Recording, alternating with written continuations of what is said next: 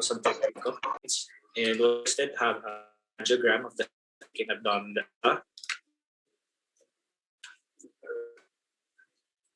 So playing now is the visual CTM of the thoracic aorta patient, wherein at this point an endoluminant arch of the distal to the inner artery, and as we move on, we can throughout the aorta, and of the aorta, so here with thrombus. So here is the 3D record or rendering of the patient CT aortogram. And what is in this image, there is a absence of the labial artery. So it clearly see dominant artery first branch of the aorta, and the carotid artery is the second branch. So we cannot see here the left subclavian. The question is, where is the left subclavian? Shown to you is the coronal intestine or MIP of the patient graph. A labial artery seems to arise from common carotid here. Should be anatomical, and by this review the aches of this.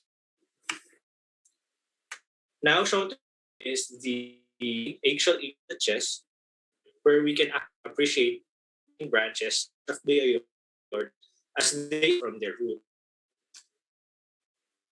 So to show, so the aorta, as we go through the aorta, the first branch, which is the innominal artery, second, which is the common carotid, and there is actually a third, which is the left sub artery. Yeah. So side are and raw aortogram, which complete of the proximal artery as indicated by the white. Would explain the left artery in reconstruct this. The distal portion shows calcification, which was visualized previously shown images. Go further with the visualization of the branch subclavian artery, which is the vertebral artery.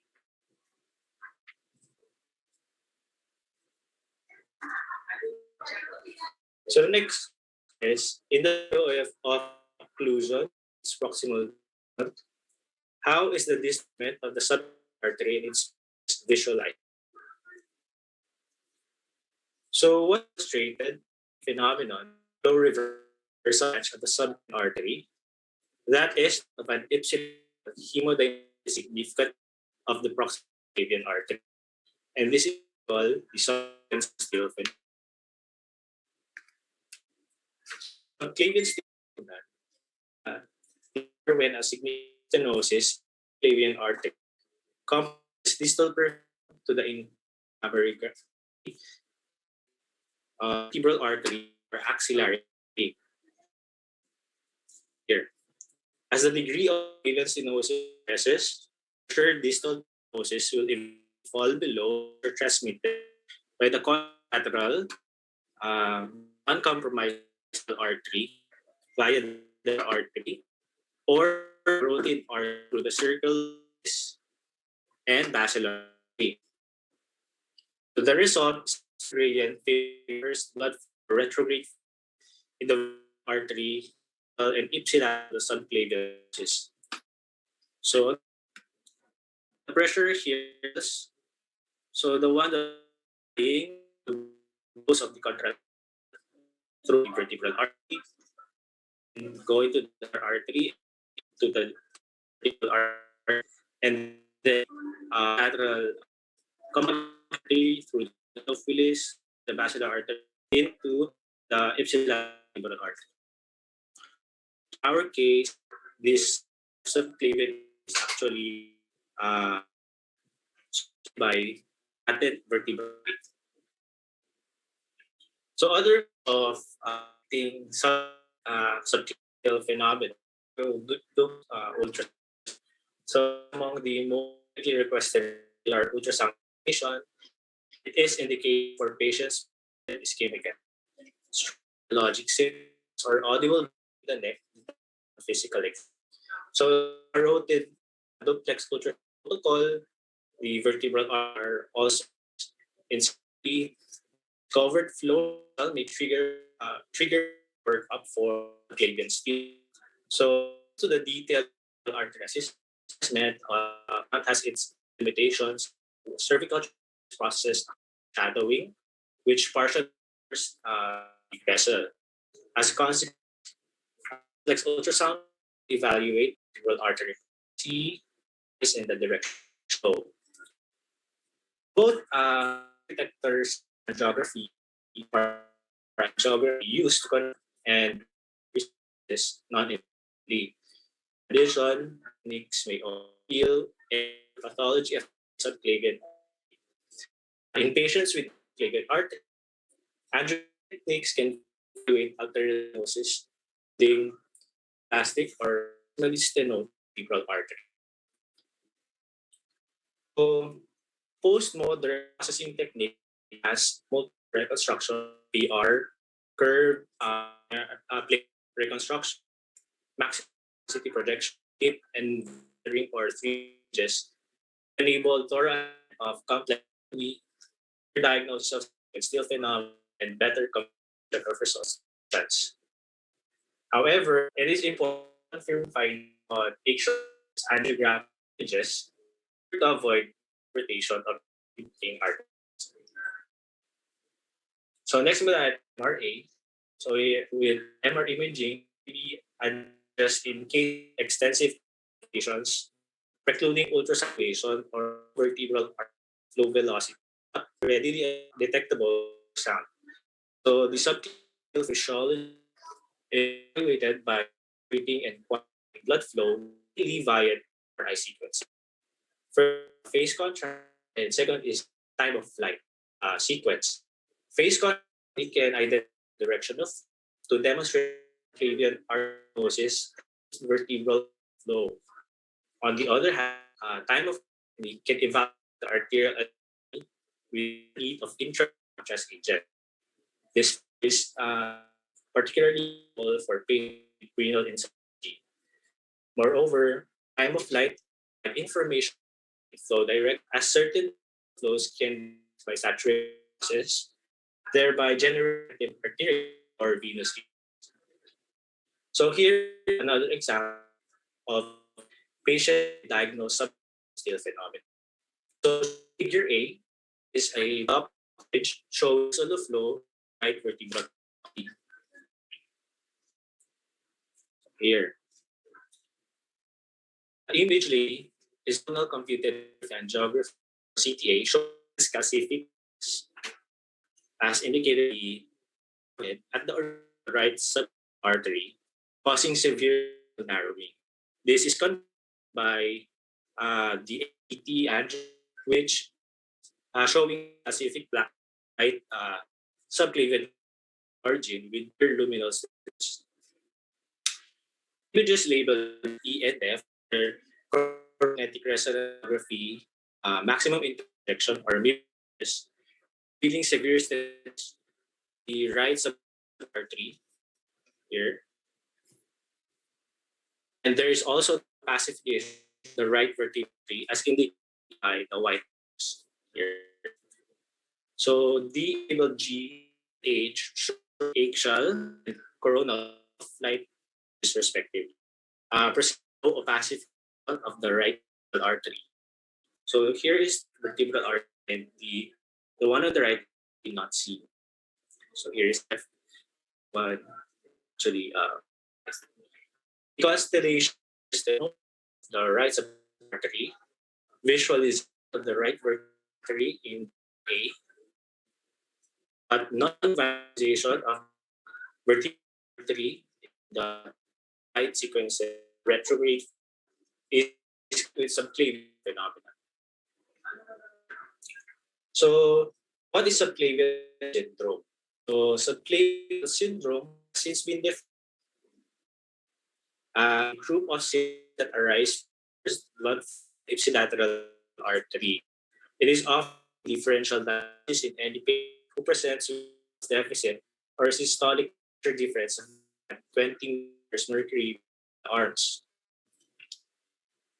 So subclavian still sense of other anomaly is symptomatic, often a finding.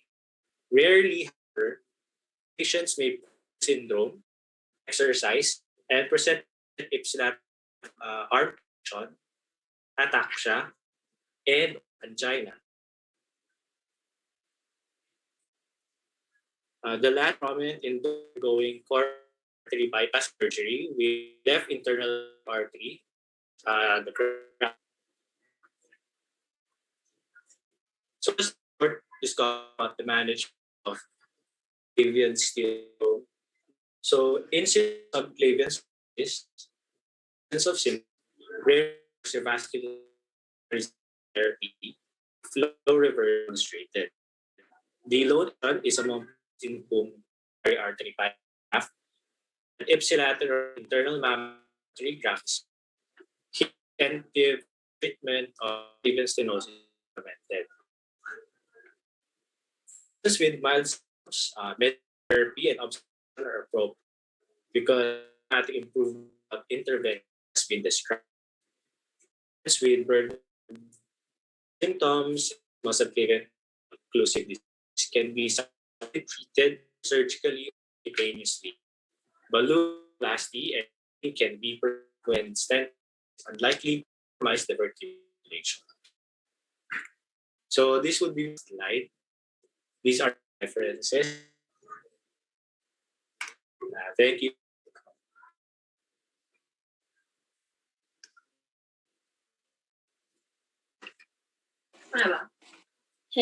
Hello, Carlo.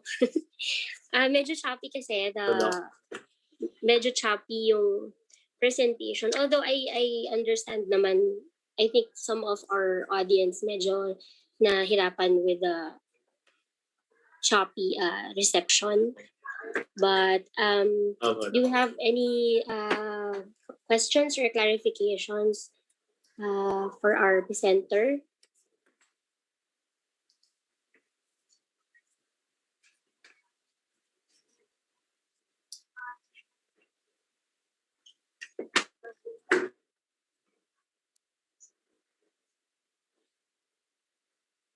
Any additional input sa case presented?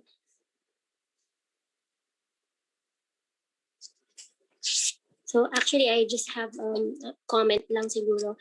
Kasi in our practice in St. Luke's, we do more of the CT and MRI studies, doing angiograms. And unfortunately, we don't do procedures like the duplex scanning, like sa carotids natin, no? But it is also nice to know how it is being done.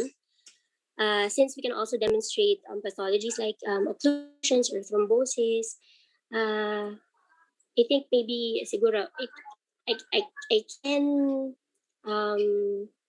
can supplement that with siguro a lecture soon or ano, kasi we also do that in lung center. Meron kaming mga consultants there who does duplex scanning. So maybe next time siguro mag-lecture ako, kahit short lecture lang, parang basic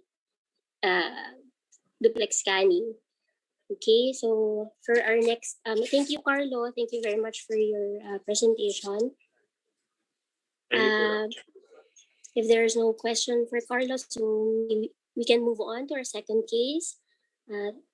I think it's Dr. Jamie. Jamie, okay ka na?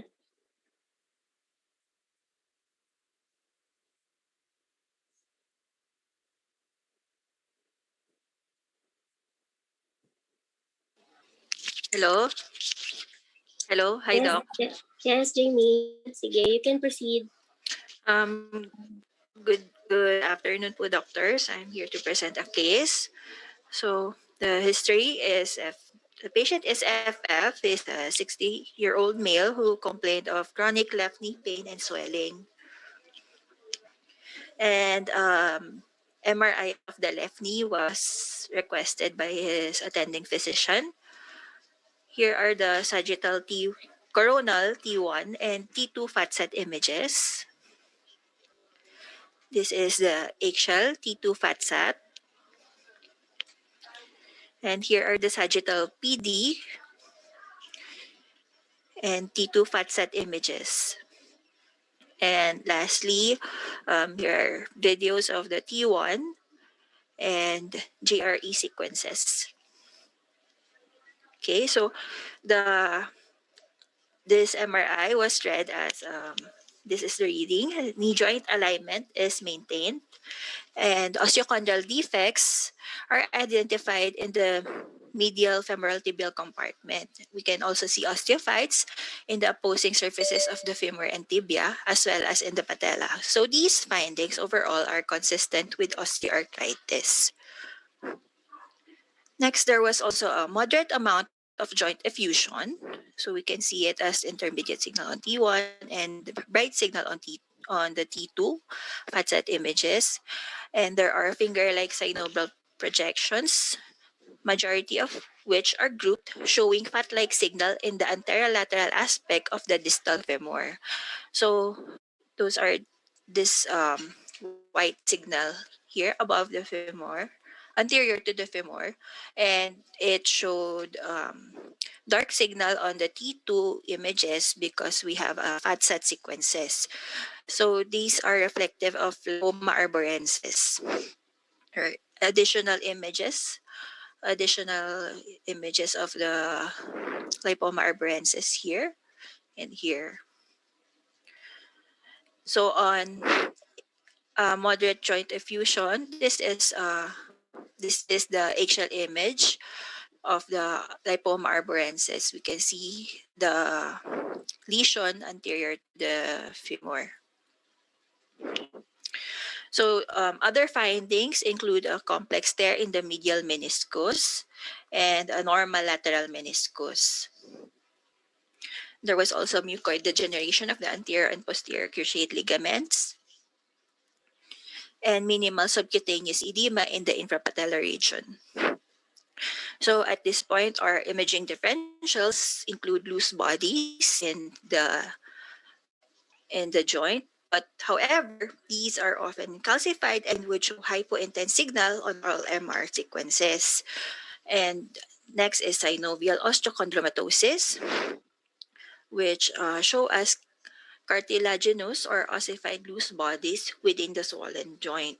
So if it's ossified, it would be hypointense on all MR sequences. And pigmented villonodular synovitis. However, these would show susceptibility artifact on the MR imaging. So my hypointense on the GRE sequences, which we did not see. There would also be sclerosis and articular surface erosions, and it is firm and non-compressible on ultrasound images. So later we'll see the ultrasound images for the lipoma arborensis. And synovitis, which would show thickened synovium but without fat signal. So lipoma arborensis is a diffuse articular lipomatosis. It's a rare lesion consisting of subsynovial villus proliferation of fat cells. It is chronic and slowly progressive, and the most common joint involved is the knee joint, particularly the suprapatellar pouch. So FYI lang, arborensis means tree-like appearance. So this describes the villus and frond-like morphology of the lesion.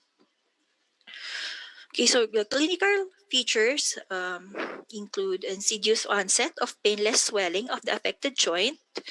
Usually, this would persist for many years, and it would be followed by progressive pain accompanied by intermittent episodes of joint effusion. And as I said before, the knee joint is the most common site of involvement. However, it has also been reported in the shoulder, hip, elbow, ankle, and wrist. And it has been observed in patients between 9 and 68 years with equal predominance in men and women. There are two types. So the primary type is less common. Usually it's idiopathic and occurs in patients of a younger age group. The secondary type is more common. So as seen in our patient, he's 60 years old and defined as a synovial lipomatosis, usually associated with an underlying chronic irritation such as degenerative disease, trauma, meniscal injury, or synovitis, and usually seen in elderly patients. So laboratory tests such as ESR, rheumatoid factor, and uric acids would be normal in this condition, and the joint aspirate would not show crystals, cells, and bacterial growth. So grossly, I included a gross drawing of the lesion on the right. There would be front-like fatty synovial villi projecting into a joint distended by a fusion. So for the imaging features, first for radiograph, these are of limited value. However, lucent areas may be evident in the periarticular soft tissue of a mass-like opacity. So here on the right. So we can take note of pertinent negatives such as absence of sclerosis and articular surface erosion. So this is an important clue to differentiate this lesion from PVNS and gouty arthropathy. So radiographs may also demonstrate fullness and soft tissue opacity in the suprapatellar pouch. As I said before, the knee joint is the most common joint affected. And on the right, we can see frontal and lateral view radiographs of a right knee joint with a suprapatellar fullness and soft tissue mass-like opacity, pointed by the arrows associated with degenerative changes on the image on the right, pointed by the smaller arrows. On ultrasound, the villus fatty projections would display high echo pattern, similar to the adjacent subcutaneous fat, and may undulate within the surrounding effusion.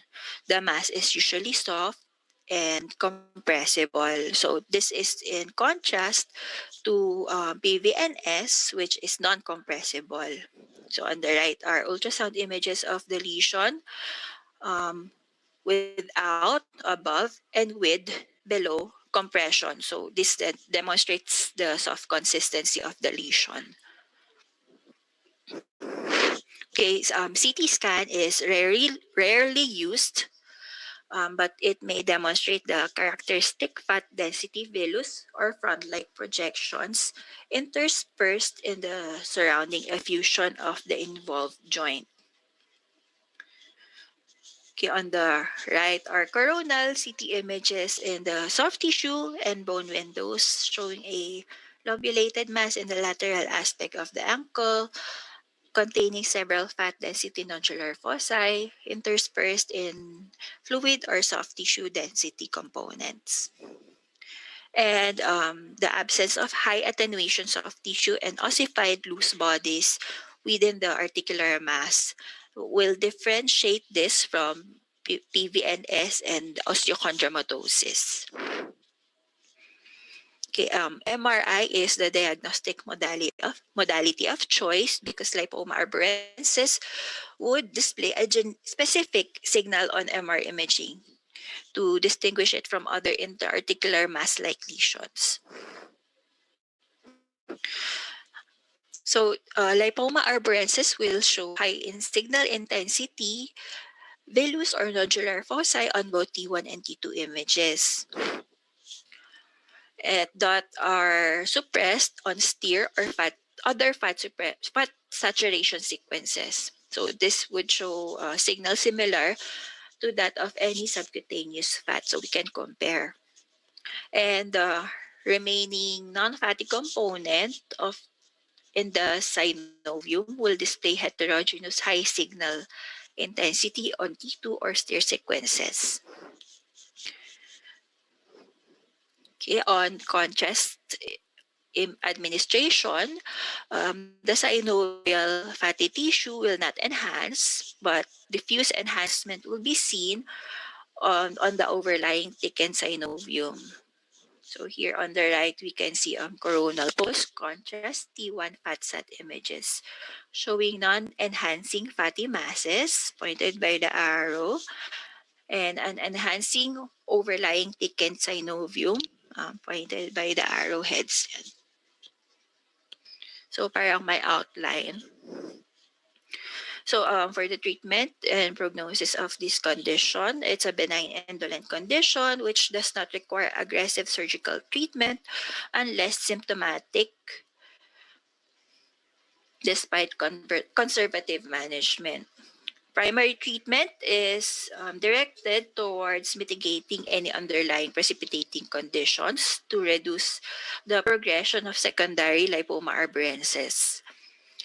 However, in advanced primary cases and difficult secondary lipoma arborensis, surgery can be considered, and the treatment of choice is either open or arthroscopic synovectomy.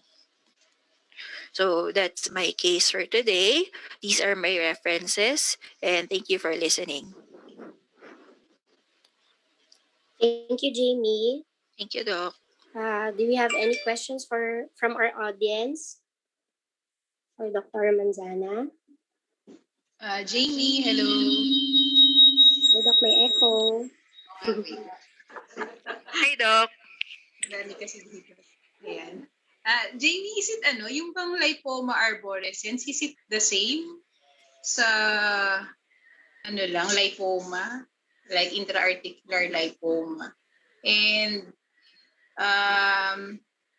how about can we exclude pag mga fat-containing lesion ng sa mainly liposarcoma, intra-articular liposarcoma? Kasi you discussed yung mga differential diagnosis pero hindi ko narinig yung lipoma or liposarcoma since fat-containing yung lipoma arborescens. Doc, I was not able to read on that, Doc.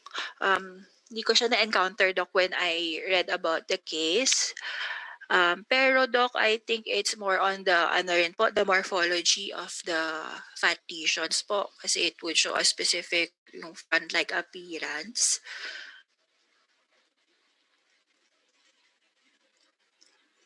Oh, yes, so Yes, Doc. actually I haven't seen pa rin naman na yun, lipoma within the knee joint. Pero I've seen cases of lipoma arborescens na Opo, Doc. tuloy nga front-like siya. Mas Opo, front-like Doc. pa dun sa pinakita mo na case, yes. Mm-mm. And if you give contrast ba, pag ba lipoma arborescens, does it enhance? Do we expect the lesion to enhance? Yung fatty component, Doc, no. Pero yung thickened synovium po would enhance on Okay. MRI.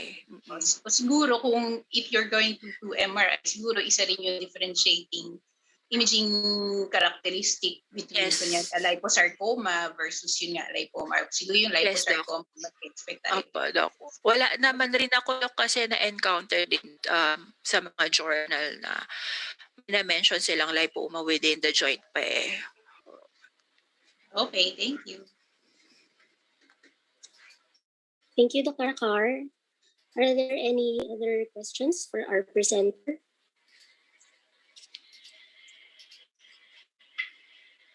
Ako, I have comments lang na we actually have a good practice protocol in our institution already. Kasi when we do MSK procedures, prior to MRI, we do a baseline radiograph.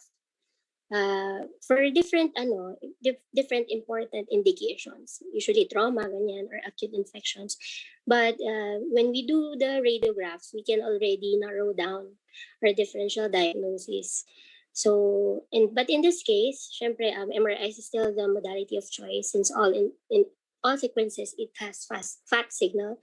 And but it is also nice if we encounter this case and we do focus scanning by ultrasound, since yung description kasi niya parang ang gandang pakinggan, di ba, yung frond-like ano ba to?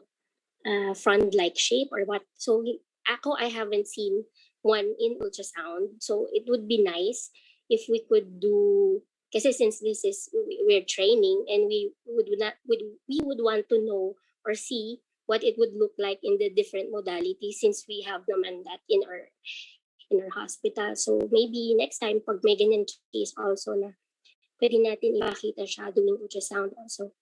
Yun lang. So thank you, Jamie. This is a nice case. Thank you, Doc. Okay, for our last but not the least, our last case presenter, Dr. Bagakay, are you ready to start your presentation? Yes po, Doc. Thank you po. Oh, thank you, Julius.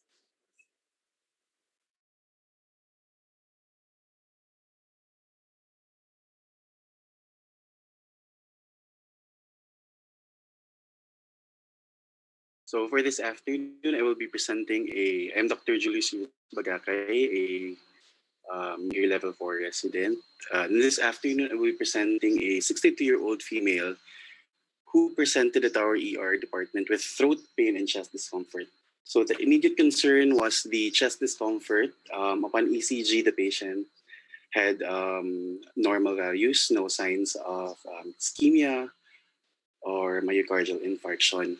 So the next step for the ER department was to assess the throat pain of the patient. So upon physical examination, a neck mass was noted, pulsating in character. So with this, what are the things that we think of when we assess a patient with a neck mass?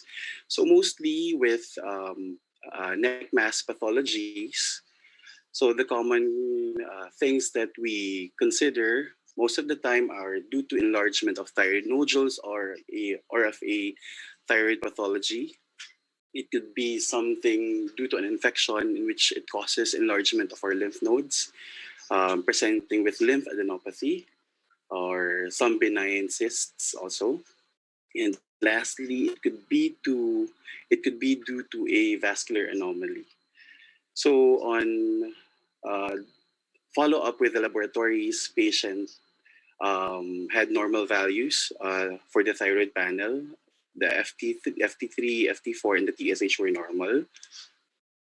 On physical examination, no other enlargement of lymph nodes were noted, nor systemic signs of infection for the patient. No recent infections. The patient was febrile, but we still couldn't rule out other lymphadenopathy.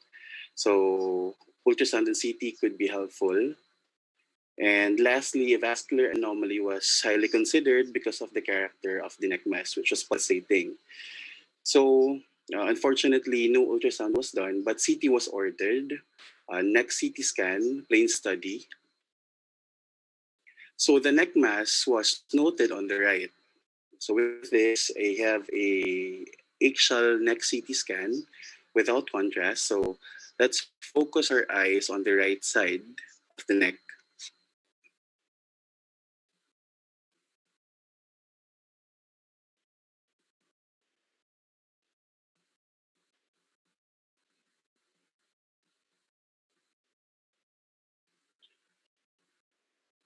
Now for the coronal view of the neck CT scan.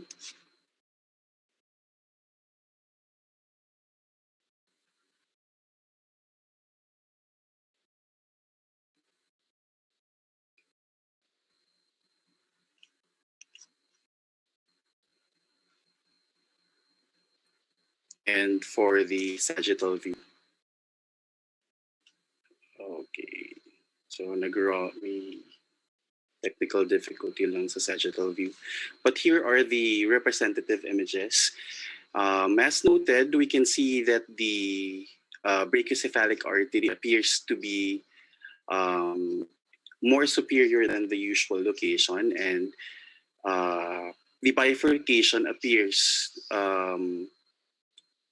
into the right common carotid and the subclavian arteries appears to be superior to the right sternoclavicular joint, and it touches the inferior border, almost touches the inferior border of the right thyroid lobe. So these findings and this study was signed out as a high riding brachiocephalic artery. So what do we know? Know of the high riding brachiocephalic artery? So this is also referred to as the high riding innominate artery. It is a rare anomaly of the neck vessels in which the brachiocephalic artery passes much more superiorly than the normal. So it appears much more higher before it bifurcates. So for the imaging features, again, it could have been helpful if we did a ultrasound with a Doppler, so we could have assessed neck vessels even without doing the CT scan. On ultrasound, it will show the bifurcation of the brachiocephalic artery into the right common carotid artery and the right subclavian artery, located superior to the right sternoclavicular joint. And the bifurcation could present as high as the inferior part of the right lobe of the gland. On CT, MRI, and angiography, again, the brachiocephalic artery would appear to ascend above the thoracic inlet before bifurcating. So this condition, this vascular anomaly, is quite rare because also most of the patients would present would show no presentation. They would appear asymptomatic. So no further assessment with imaging modalities to confirm the presence of this anomaly. So hence, little to as 3 or 4 literatures could be found online. So I found a journal from Dua, Purandari, and Pramesh showing a incidental finding of a high riding innominate artery. So on your radiographic right, this is a contrast enhanced eggshell study showing the innominate artery or the brachiocephalic artery just anterior to the trachea. And on the coronal images on your radiographic left, it shows the high riding innominate artery bifurcating at the level of the inferior border of the thyroid gland. So again, for the clinical presentation, most of the patients would appear asymptomatic, and they are usually just incidentally detected during neck surgeries, such as tracheostomy, ectomy, or other laryngeal surgeries. Some of the patients may present as a pulsatile neck lamp, such a patient just below the level of the thyroid gland, and some patients, due to tracheal compression, may present with stridor. So the developmental anomaly happens because of the persistence of the proximal additional part of the right fourth innominate artery. Noting the comparison, the sketch on your radiographic left shows the normal anatomical position, while on your radiographic right is a illustration from the Journal of Netzer showing the innominate artery, which appears to be high riding. So the importance of identifying a high riding brachiocephalic artery is that because most of the cases that is presented with a neck lump or a neck mass, most of the time our ENT colleagues would uh, request for a biopsy of this neck mass, but without proper evaluation and without proper imaging, a surgery or a biopsy sampling from this area may cause a devastating hemorrhage. So some of the few journals that I found were from our ENT colleagues, noting incidental finding of high riding brachiocephalic arteries, and which were found only during the surgeries. And luckily, they have not lacerated or disturbed the brachiocephalic high riding brachiocephalic artery. But if it did happen, it would have resulted to a devastated or a bloody surgery. So another journal that I found showing the aberrant cervical innominate artery pre-op, intra-op, I mean. So the high riding innominate artery is just superior to the trachea. So this is very superficial. It could have been easily penetrated or injured. So this was the ENT gave importance to in this journal in identifying a high riding innominate artery prior to surgery. So hence, imaging modality was his recommendation. So some of my take-home points for this is that neck masses may need baseline imaging evaluation prior to surgical procedure. Also, with patients such as our case, who presented with a pulsatile neck mass, a high index of suspicion of a possible vascular malformation is considered. And also, proper history and physical exam is always essential to identify this kind of malformation. So here are my references, and thank you for listening. Thank you very much, Dr. Julius. So are there any questions for our presenter?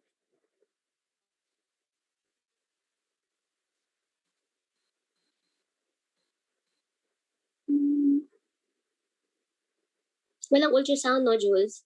Wala po, Doc.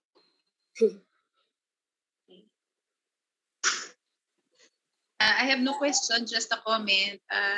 Just ano lang. Thank you, Julius, for sharing the case. Kasi first time ko lang rin naka-encounter niya. No? So it's quite rare. And it's good to present nga, no? So tayo aware that there's such thing as high riding brachiocephalic artery. So clinically naman kasi ang magdi-differentiate dito is di ba? Kasi pulsatile siya kasi vascular. So yeah, so clinically meron na silang could be a vascular mass or vascular structure. So yun lang. Pero I have no question with the case. Thank you. Thank you po, Doc. Dr. Kat, Bernie, Laya. Yes, Doc. Yeah, I have Good no afternoon, Doc. I have no question. The presentations were all very good. No, just a shout out to Julius for being the designer of our PowerPoint Yes. slide templates. Thank you, Julius. So it comes in this background and a lighter shade of background. Ano naman, baliktad naman yung kulay. So whatever you want to use so that we will have a uniform template. Thank you, Julius. Thank you po, Doc. Any other more questions for our presenter? So again, no, sana nakagawa ng ultrasound kasi maganda rin siyang makita using ultrasound. And it's not invasive and maraming pwedeng makita din kahit sa ultrasound. Okay, so if there are no more questions, we end our Tuesday ICP lunch conference today. Please do not forget to log into your attendance. So good afternoon again, everyone.